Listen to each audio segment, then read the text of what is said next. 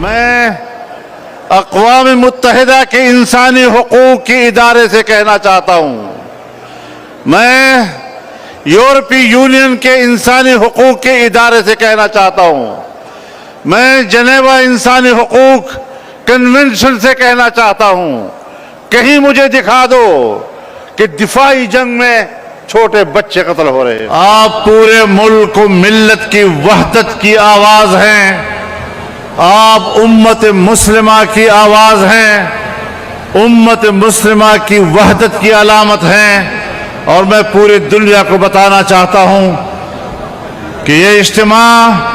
یہ پاکستانی قوم کے جذبات کی علامت ہے، اور یاد رکھو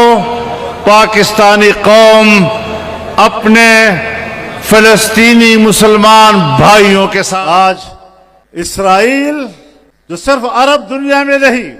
بلکہ اسلامی دنیا کے اندر ایک ناسور کی حیثیت رکھتا ہے، اور برطانوی سامراج نے اسرائیل کا خنجر جو عربوں کی پیٹھ میں گھونپا آج بھی اس سے خون رس رہا ہے، لیکن انشاءاللہ اسرائیل کو اپنا خون چاٹنا پڑے گا اور وہ اسلامی دنیا پر دسترس حاصل نہیں کر سکے گا۔ کراچی میں انسانی تاریخ کا ایک عظیم الشان اور فقید المثال اجتماع منعقد کر کے عالم اسلام کو حوصلہ دیا ہے، عالم عرب کو حوصلہ دیا ہے،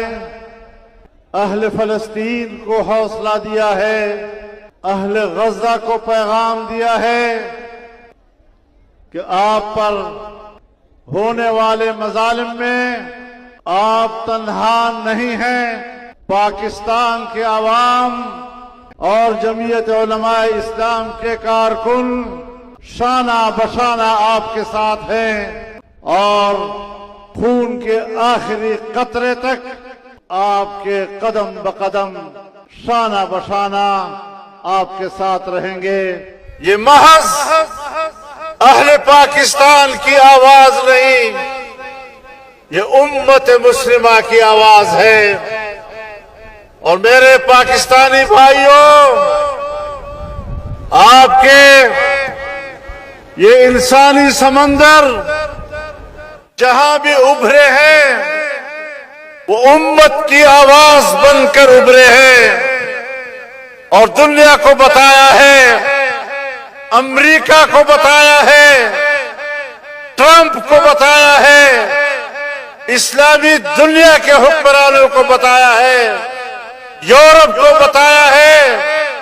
اسرائیل کو بتایا ہے،